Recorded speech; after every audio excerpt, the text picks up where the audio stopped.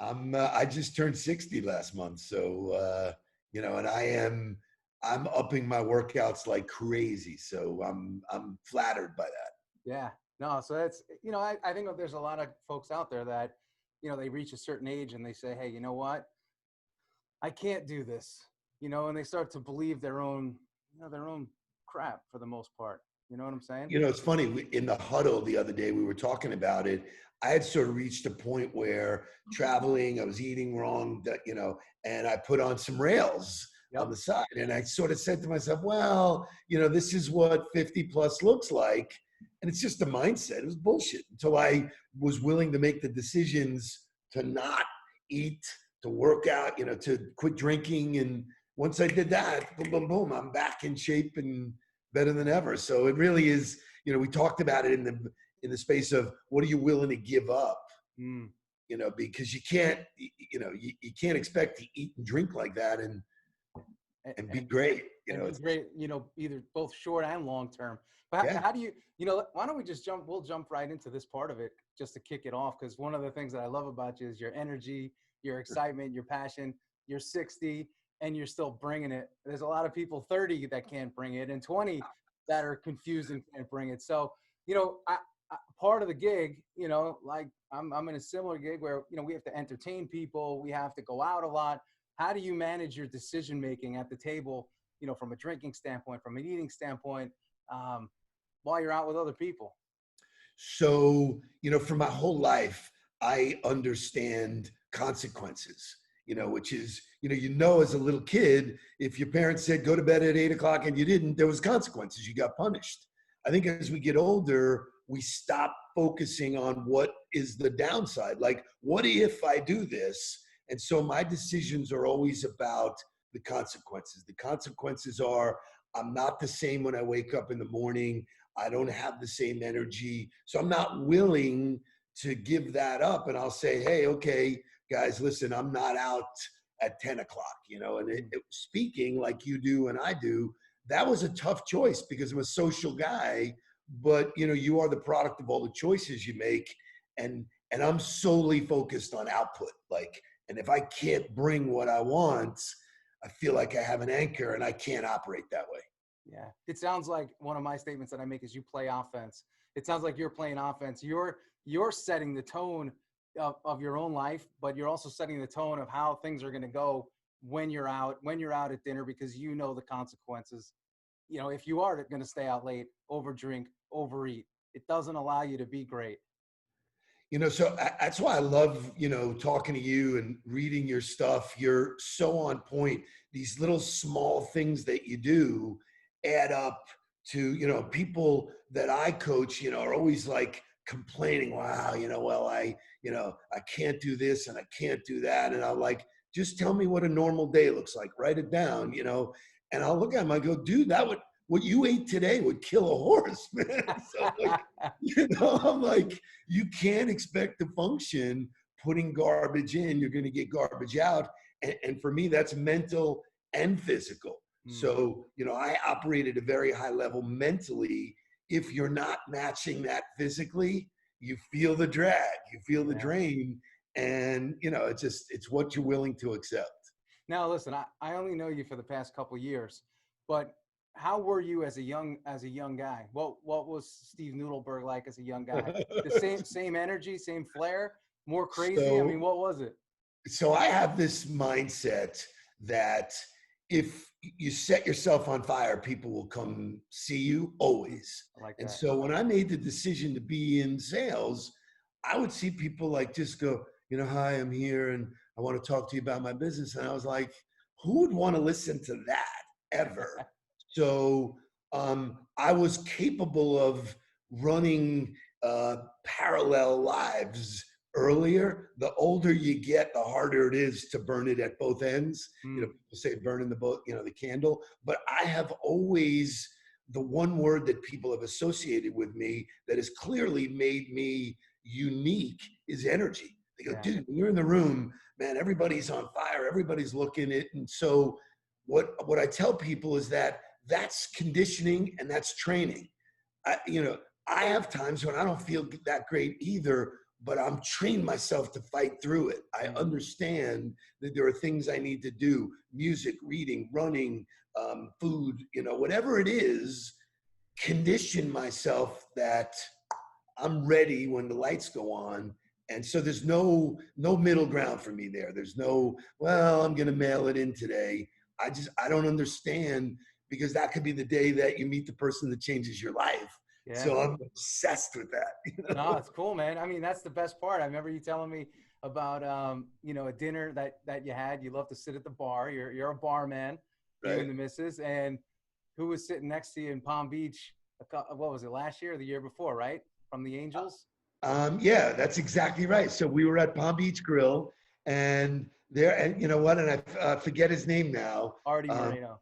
Yeah, and you know what? He introduced himself as Art, and I didn't even recognize him. But from the conversation, you could tell that he was a serious guy. It wasn't until we got in the car and I Googled him and I said, "Holy cow, we're sitting next to him." So you never know who you're going to meet. And if I was off that day, we wouldn't. He was attracted to my energy.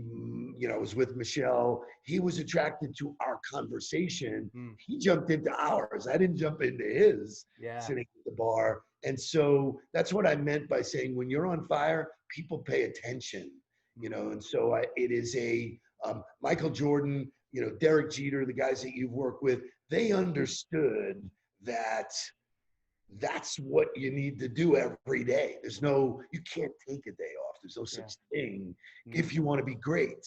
And I want to be the best I can be always. yeah. Yeah. It's interesting. One of my sayings is energy wins.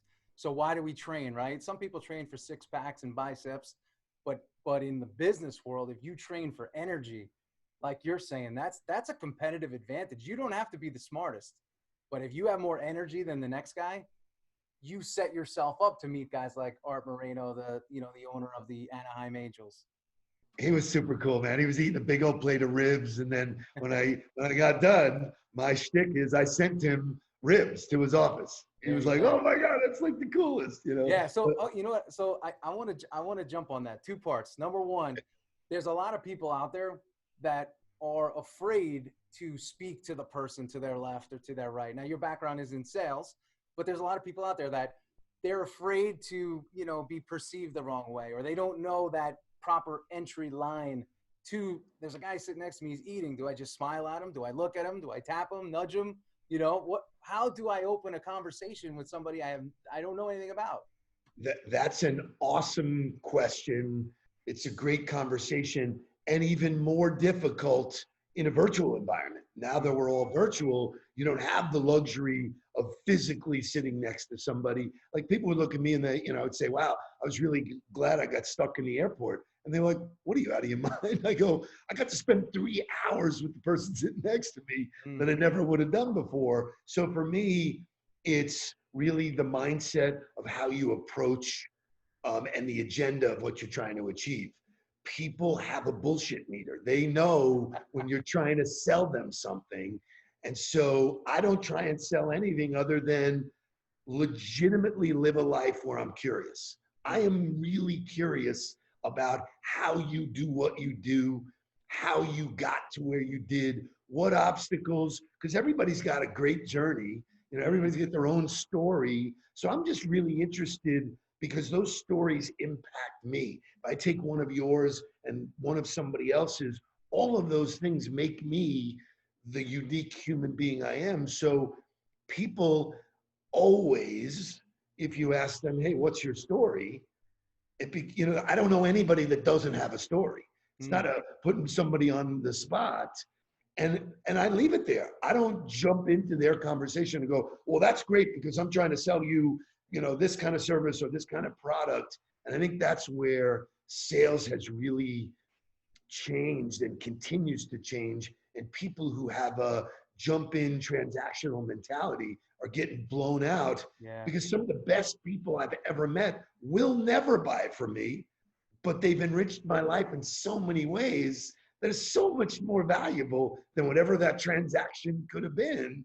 Mm, Yet people are all about quotas, and like, yeah. I ask somebody, "What's a good day?"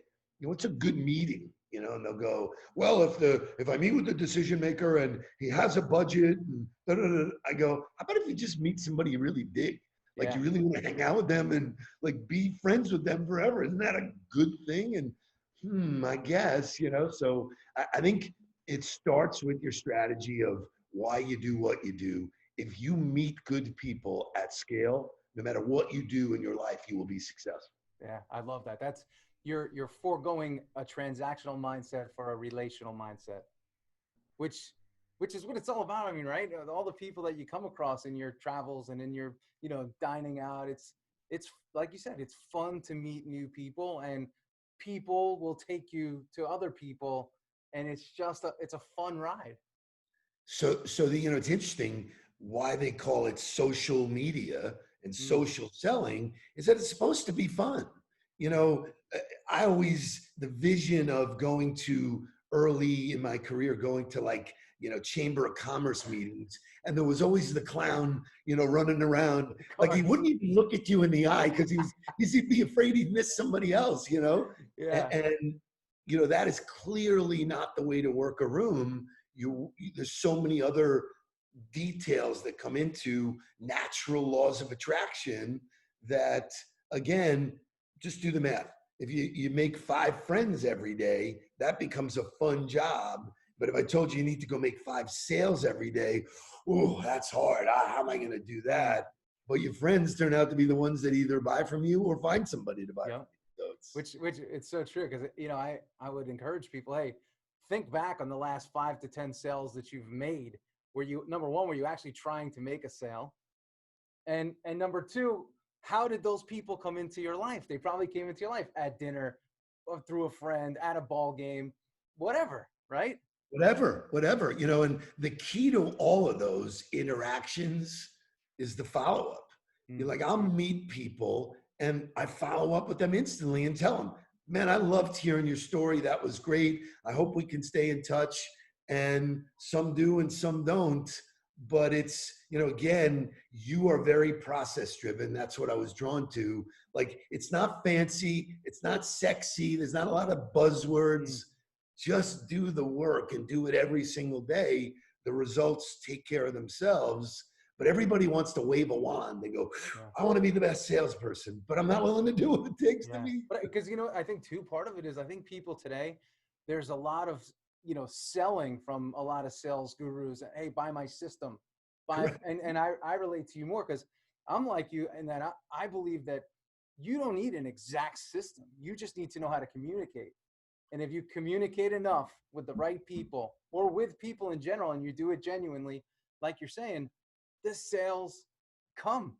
So you said something that's really interesting. So the communication is the process. How many times do I communicate? What am I trying to, get out of it? What's the outcome of each of those? The minute you flip the sales switch on, people get defensive. Yeah. Whoa. Nobody wants to be pushed into anything. So just don't even go there. We don't even do proposals anymore. And people are like, well, how can you not do a proposal? Because by the time we get to the point, someone is already saying to us, all right, I get you, I get what you do, what's it going to cost, and let's get going. And Yeah. I'm sure it's the same with you. It's, Well, you know what? It's so true that you're saying that, because I love to talk truth and speak real with you. In that, for me, I almost feel like I'm doing it wrong, because I don't have. I see a sales guru, or I see somebody that's got the cars, the house, the planes, etc. Right? We all know that person, and then yes. they start telling you about this detailed process and these scoreboards of how many calls they've made per day and all this stuff, and I'm like, wait. I transact, but I don't do any of that. So And it's a you, mystery. do you have a better life? Do you love what you do with who you do it with? And so, this is really, really classically what's going on in the sales community. You got to be careful about who you listen to, Yeah. because a lot of people go through those programs. Those programs sell dreams. You don't sell dreams.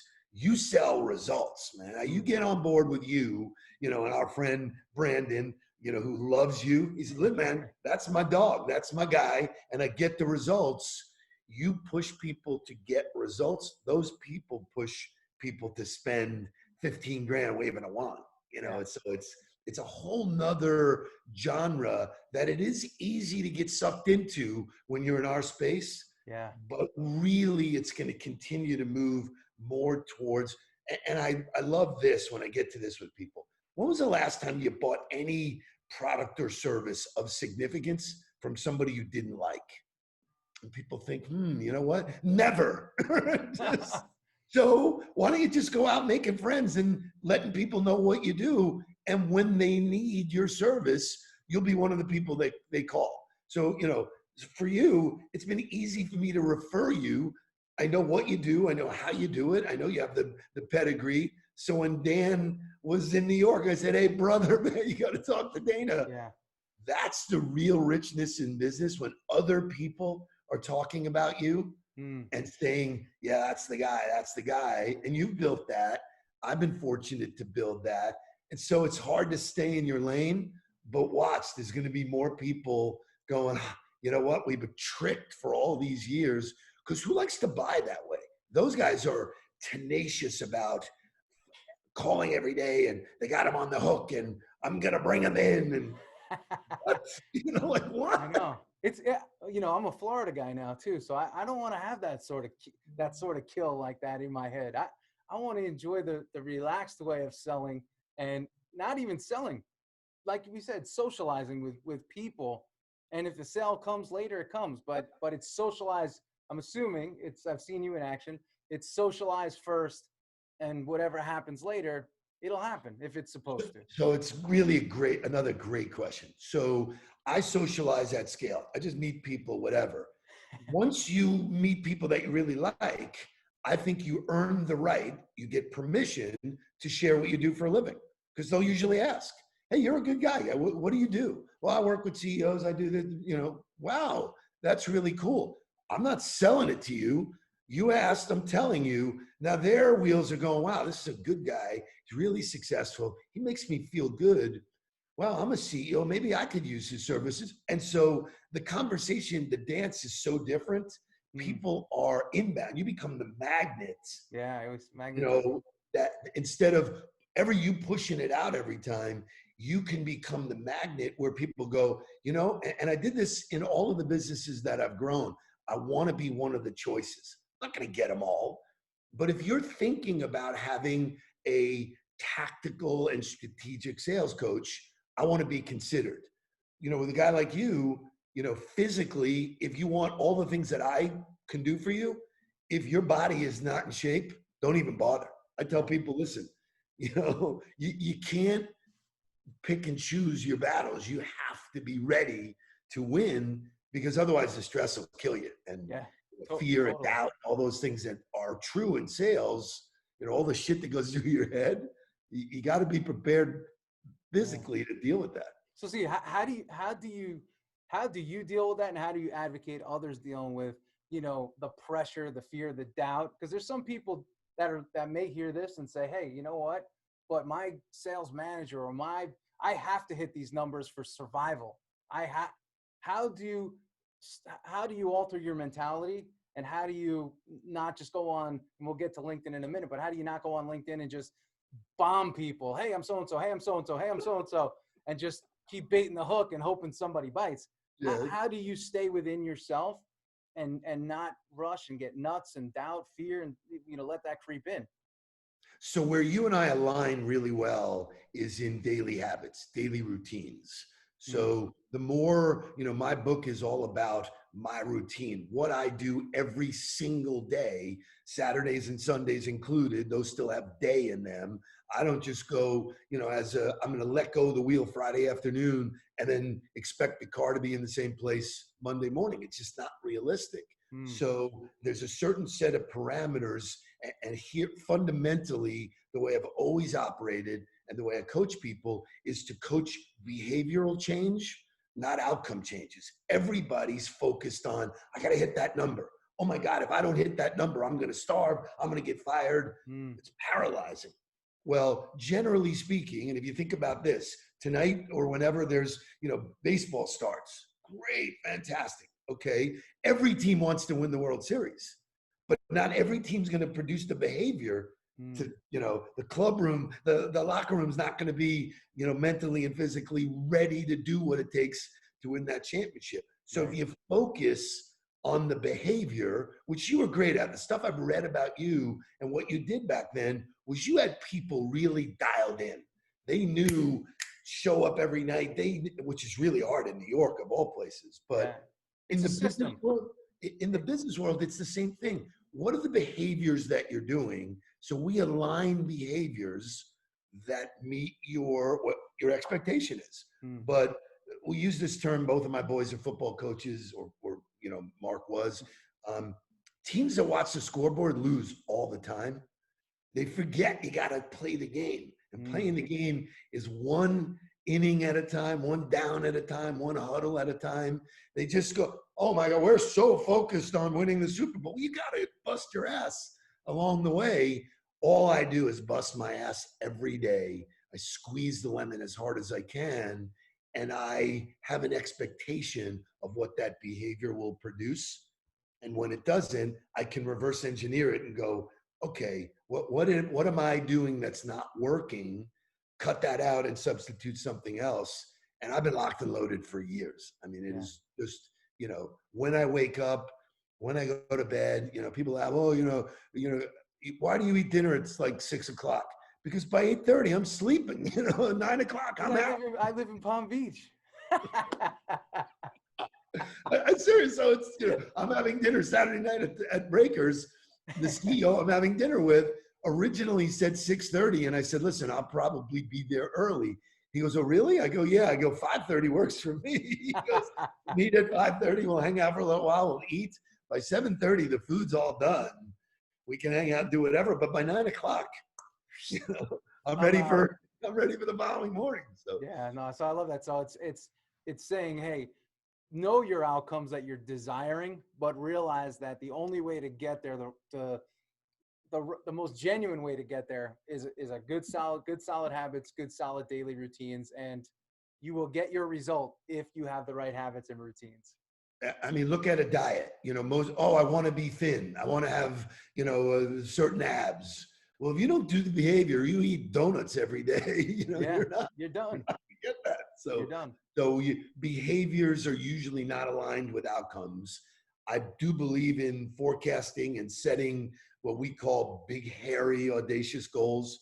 Throw them out there, push yourself to do that. But once you set it, forget it and focus on the daily behaviors. Small, little incremental changes produce monstrous results. Yeah. Now, I want to put this out there too.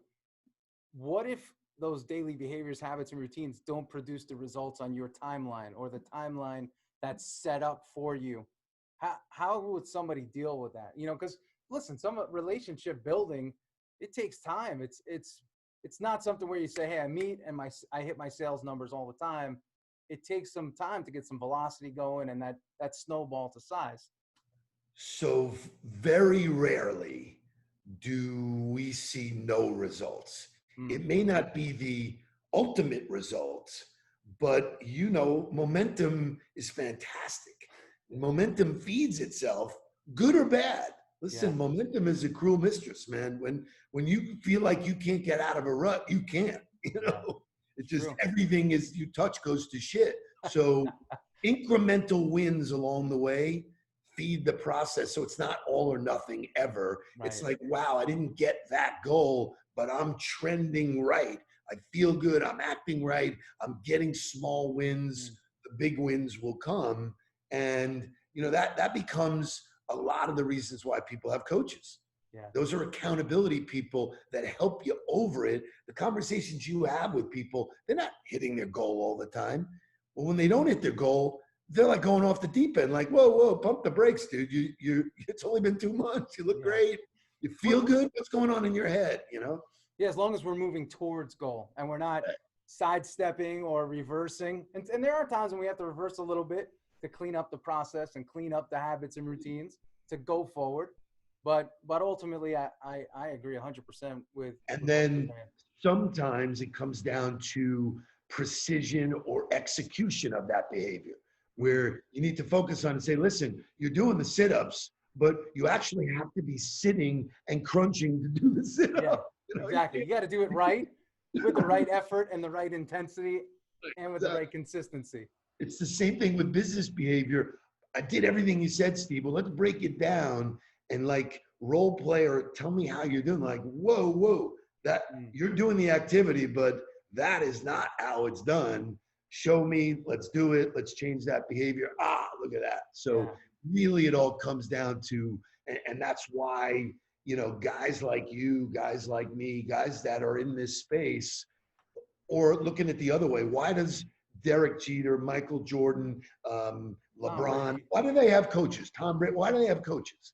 Because they want someone looking at their blind spot going, you know what? I don't know what you're doing there, but you're cocking your arm some weird way. We got to correct that. It's the same thing in sales, same thing mentally, physically. If you have somebody who watches your blind side, that's a commitment to get better. Yeah. People say, wow, man, that's like an expensive commitment. Well, what's the cost of not doing it? Yeah. You know, that's what I say. I think most people, they default to lazy. They default to negative, getting down on themselves. I mean, for me, I spend a lot of time coaching myself up. Hey, let's go. Come on. You know, and then I work with people to help me do the same. And then conversations like this are energizing, right? And then we take that energy and we apply it to what we do. And I just wanted to ask you, you know, we talk about daily habits and daily routines. I know you mentioned them briefly earlier, but what are some of the things that you do religiously to keep you locked and loaded and ready to compete at a high level every single day? They've been the truest part of my whole life. I've stuck to them. They work for me. I wrote about them in my book. The first rule is to wake up early. And wake up early means different things to different people. But people are always saying, I don't have time. Yes, you do. You choose to do other things with it. So my first suggestion to people is wake up a half hour earlier than what you're doing now. Multiply that by 30 days. Watch how much more you get done. Yeah. It'll feed itself. And so I wake up at 3 or 3:30 every day. I haven't used an alarm clock in 20 years because I've learned that morning is for me. There's no inbound, so I can just sort of manage my day, focus, visualize, read, do all of those things. So I get up early. I make my bed, which is sounds silly, but you know, gets a little hard sometimes when my wife is still in it. But I drink something green every day.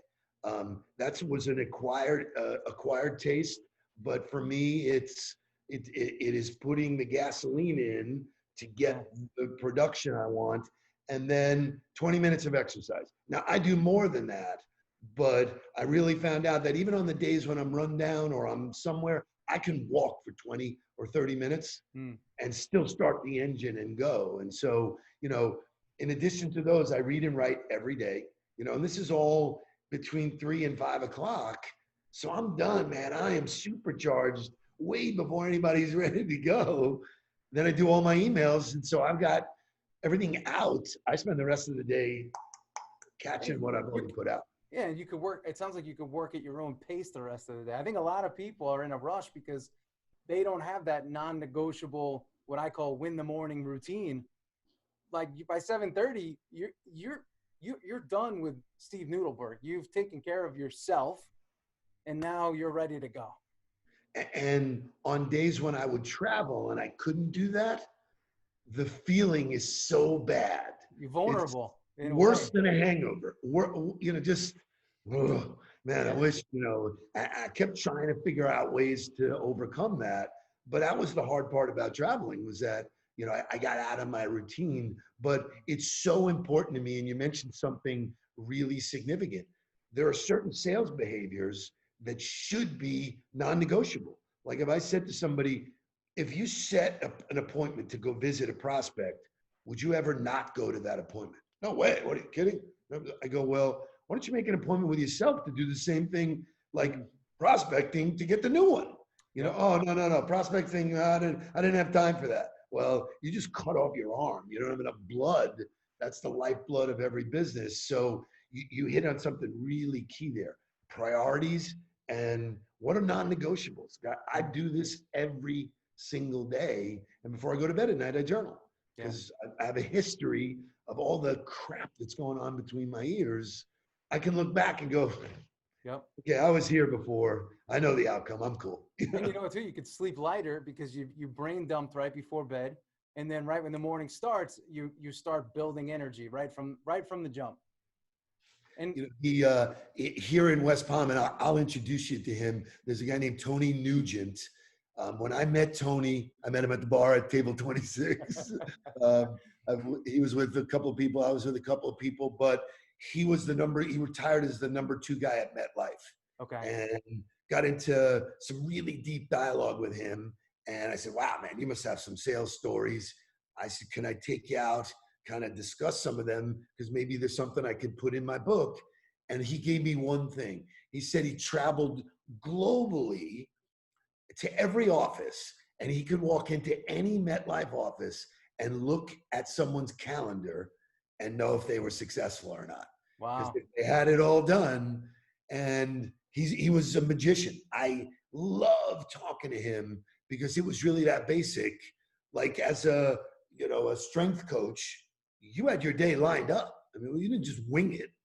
Yeah, no, I still do because one of my other sayings I say if you own your schedule, you own your life, Love and it. you own your results. Right.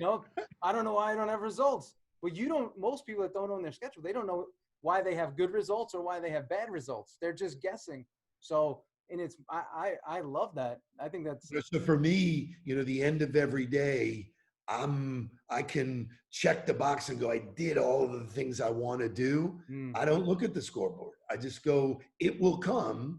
And I've proven that over my 40-year career yeah, that success is all about the work. There ain't anybody that just true. landed on the planet but they don't want to hear that. That's Yeah. not sexy. That's Well, not there's a lot of people selling the opposite, right? Do less, make more. Do less, make more, and they're mistaken, right? So, it reminds me too.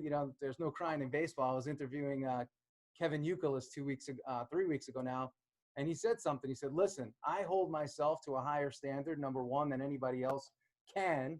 So I don't feel pressure from anybody else. But the one thing I do every day is I execute on my day-to-day routine." Because that's what led me to get hits. That's what leads me to success over time. So right in line with what you're saying. Unfortunately, both of us are authors. And while our books did great, they're not these blockbuster bonanzas because we're not promising, wave a wand, wear this, and you're going to be a billionaire. Those Yeah. are all those schemes. Those are the books that seem to get the attention. When guys like us say, listen, man, you're going to have to do the work, and the work's going to take some time, people go, God, you're a dud. Yeah. Well, there's two sides to what you're saying, right? Because when it comes to the books, we actually are not just authors, right? We work and we happen to write books. There's a lot That's of people exactly out there right. that just write books that are just what I call their classroom teachers. We're teaching from the school of the hard knocks, which is, hey, you're gonna get punched in the face, and you better know how to adjust, or else you're gonna get clocked again. I always say a lot of these books, they sound great, they feel great, but they don't work. They're not actionable. Correct. They're not actionable. They're just Yeah, you not. need an actionable manual, and that action, it starts by taking action. If like when I read your book, I could do all of that stuff and know I would get the results. Yep. Most of the stuff that's out there, and this is, specific like the sales training, like uh, no offense, but if you have not been in sales, how are you writing a sales training book? Right. Show me some real stuff that you did. Show me stuff you did good. Show me stuff you failed. Listen, I got all of these stories of where I tried stuff and it didn't work. So I learned the hard way Mm. that there's no getting away from morning routine, absolute non-negotiables during the day, eat right, sleep right, and guess what? You get anything in life you want. Yep. And it's like, again, your book is, it's a relatively simple read like mine, where you read it and you're like, wait, this is all common sense. And it's like, well, it's, as they say, it's not so common. So here's a reminder. You're probably 90% of the time reading this bullshit over here. Just take a little time, read these common sense manuals, and you'll be just you'll be just fine. It's so true. You know, and again, that the simpler stuff, it's right in front of people's faces. Mm, They just don't do it. They're looking for their what's next? What's yeah. the next fad? What can I can cut out eating meat and that's gonna change my life. I'm gonna be perfect. No, Yeah. you know, it's just not gonna happen. It's true. Now I want to I know we're running. Do you have a couple extra minutes? I just I'm wanted. cool. Yeah, are Yeah, you? I just wanted to talk. I because what could be assumed, that it was a fad a couple of years ago was LinkedIn. All this social media. We were sort of pioneers in that we got to see social media in our lifetime come to life. And one of the sites that you jumped on early was LinkedIn.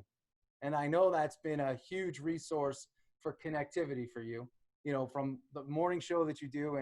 And also that's how we met. Um, how do you use LinkedIn? A lot of people are like, what the hell is this thing? And how do I use it? And Great. why am I using it? So never before has there been a marketplace for business professionals to share everything about themselves and learn from others. Mm, So it's a learning platform. It's a self promotion. Hey, this is who I am. This is what I love to do. Oh, you love baseball? So do I, man. Let's talk about baseball.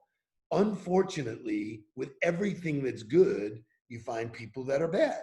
And people want to short circuit the work it takes to build relationships, mm. jump around that, and just land in your inbox and say, do you want to buy Bitcoin from me? I'm like, Yeah. like, first of all, I don't understand Bitcoin What to is begin with. Bitcoin? Right. I don't even know what it is. Why would I buy it from a total stranger? You know? Yeah, Like, exactly. From like Pakistan too, like, what's going on? So it's unfortunate, but everybody tries to create shortcuts. The number one thing I can tell you is that I have about 11,000 people in my database that I'm connected to, but every single one I've had a dialogue with to welcome them in. I didn't just say click it, accept and come in. People go, well, I have 30,000, people. I go, how many do you know? Not many. I got 30,000. I go, well, what do you do with those 30,000? What happens? So, fundamentally, I said, I'm going to have the opportunity to get introduced to lots of people I want to reach out to and people that can reach out to me. If they reach out to me without a note, would that be normal behavior? Like if I saw you on the street and I just jumped in and said, hey, dude, let me talk to you about sales training. It's that behavior. It's like, whoa, how about who are you? What do you do? Who do you do it with? What makes you tick? So it's LinkedIn is a place where you can share who you are, Mm, not what you do. And the more people connect with you because of who you are, opens up opportunity to do what you do. So I don't do any selling. There's no selling in LinkedIn, no crying in baseball, and no no selling in selling in LinkedIn. LinkedIn. I actually may make that t-shirt because there's no selling. So what it is a marketplace where you can carve out your real estate to share your story so that before you talk to me, you can look at who I am and what I do and go, wow, this guy's pretty accomplished. I'd like to have a dialogue with him. So I relate it to this way. Most people, when we were traveling and eating out, would never just go to a city and go to a hotel without checking out either TripAdvisor or Yelp. That Mm-hmm. became behavior for hotels and restaurants. And the reason why Yelp worked was real reviews by real people. That's their tagline. So LinkedIn is real reviews from real people. It's not some bullshit that, oh, you want to listen to me? I am the greatest sales trainer that was ever born. It's like, of course not. Ridiculous. Conversely, I'm not going to walk in and go, listen, here's my weakness. I really suck at this. It's just not the sales game. So all I do is say, here's what I do. Here's who I've done it with. Look at the 80 recommendations of CEOs that are on there. You make a choice. Yeah. Oh, and by the way, we probably have somebody we know in common. Why don't you ask them about me, about what I'm doing? So I will not talk to anybody until they visited my LinkedIn page. because I want them to know who I am. The idea that people are still cold calling is mind boggling to me. It's my cold calling, cold emailing, when I could reach out and say, hey, both of us know Dana really well. There's probably some stuff we can talk about, but I'd love to talk about Dana. You cool? Right? Yeah. And so, boom, that conversation's is open socially, the same way it would be, in a physical way, but it's done virtually, no geographical boundaries and no time boundaries. So 24 hours a day, I have access to CEOs all over the globe, and you're basically one introduction away from a relevant conversation with them. Now, if you jump into Mark Cuban's page and try and sell him something, there's no shot. But if you build your network right, and I know 3 people that know Mark Cuban. If I wanted an intro, I happen to know him. But the same with everybody you want to meet, they know somebody. LinkedIn is a master at doing all of the hard work that tees it up for you. Oh, you have 5 mutual connections. Well, if you don't know the people that you're connected to, the whole thing is a fallacy. For me, I basically have, for anybody I want to go to get to, I have 20 at-bats to try and get personally introduced to them. And to this day, I don't know a better way to do that. But even you and me, you saw me before we got to know each other. Right. Wow, this guy's doing some cool stuff. Boom. Then I saw you and I was like, are you kidding me? A Yankee strength coach? Man, forget about it, man. Yeah. So how do you use, Steve, how do you use it? Let's say, somebody out there is like, hey man, I'm not the type of person to put myself out there. I'm the same person that has a hard time striking a dialogue at the bar with somebody, or, how do I use LinkedIn? What's my opener? Like, here's this CEO or this private equity guy, or this, somebody that I see in a higher esteem than at times I may even see myself, which I know is the first problem for many. But how do I open it? And then how do I get one? I know what you do is say, hey, let's get offline. That's one of your tactics. But how do I open it? How do I open this relationship? So this is the new, and we've been teaching this for a while, and people who do it are having amazing results. It's all about doing the research to find what you have in common. And the research is hard. I mean, it's just not going to jump up at you, but it's as simple as, I went to school at the University of Florida. If the CEO of the company is a Gator, right? I'm jumping in and say, hey, I see you're a Gator. I'm a Gator. We know a bunch of the same people. I don't know if you're a football fan, but why don't we just grab a coffee and catch up and see how we can help each other? Bang, right in. Because I didn't go, well, can I talk to you? Can I interrupt your day to talk to you about what I want to sell you? I don't care. Because my mindset is, I might meet somebody really cool. I might learn something. And regardless, that time spent, even if it's not, what I do is not good for that CEO, they hang out with other CEOs. They go, you know what? My buddy's having a sales problem. You should probably talk to him. Let me introduce you. So the role, the whole game has changed. And the order of the shelves is, most people try and, sell first, and then connect. I connect. Hey, just like, think of it this way. We're both standing in line at Starbucks, and you start talking about you're from New York. I'm right behind you. Oh, you're from New York? I'm from New York. Wow, pretty cool. We could have a whole dialogue for a half hour without even knowing each other's names, because we're talking about, what's your favorite team? What's your hot dog? What's your, I ate at this steak place. Wow, what a great dialogue. Dana, you're a cool guy. What's your name? Oh, Dana. Oh, what do you do? I work with, oh, wow. Yeah. So it's reversed. How are we connecting? You can connect on school. You can connect on work. You can connect on, relevant stuff. We had working with a CEO in Philadelphia. We did research for one of the people he was reaching out to, way tucked down on her website. She's the CEO of the company, was that she's on the board of the Girl Scouts. So we sent her a box of Girl Scout cookies. hey, we're into, this guy happens to be, his wife and his kids are into Girl Scouts. I said, dude, you can have a relevant conversation with her about what her passion is, which is Girl Scouts and Girl Scout leadership and all like that. Yeah. You're already doing it with your kids. Send her a box of cookies and say, we're really involved in the Girl Scouts too. Are you willing to have a conversation? Yeah. Yes, she is. He was like so amazed. I go, because how many people you think are approaching her with Girl Scout cookies? Yeah. Or, Not you many, know, I'm sure. I'm a Jet fan, I'm a Met fan, instant, like if I saw that when you were with the Yankees, I'd say, hey, listen, I hope you don't hold it against me. I'm a Met fan. I know you're a Yankee. That's instant dialogue. Yeah, and I think with that, you'd sort of right away you diffuse. It almost makes you feel like you're just busting my chops, as Correct. opposed to trying to sell me something. Now, what I find interesting is I don't know this person. I know she's into the Girl Scouts, and now I'm going to send her Girl Scout cookies. Does it not trigger in her mind that you want something from her? So the real intention is to have a virtual coffee to see how we can help each other. I didn't put any literature in there. We didn't put anything about I'm a specialist at this. Nothing. Yeah. Totally Girl Scouts. Are you willing to have a conversation about Girl Scout cookies and leadership and stuff like that? If she's not, okay, next.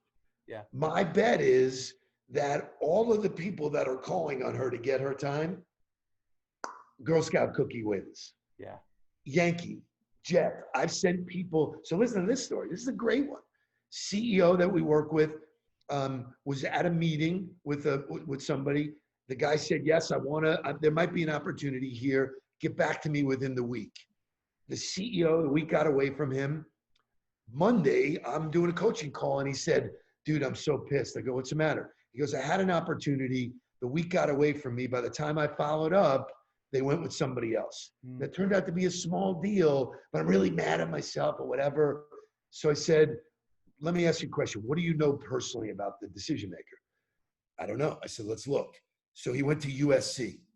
So I said, "Here's what we're going to do. Let's go on Amazon right now." We bought a USC football and we sent a note to the guy and said, "Listen, we know we fumbled on this play, but hopefully in the future, you'll let us run one together."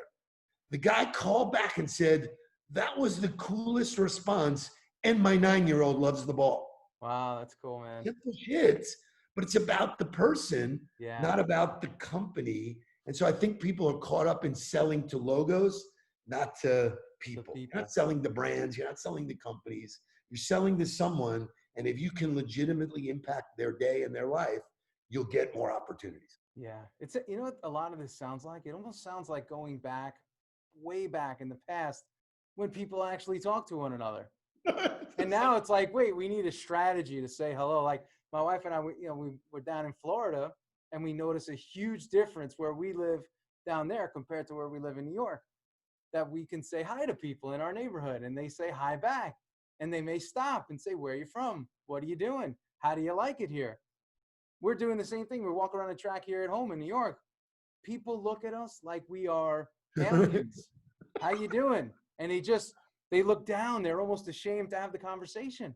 It's It's unreal. wild. So it's like this is all about almost going back to the roots of communication, which is like, hey, love your neighbor in a way.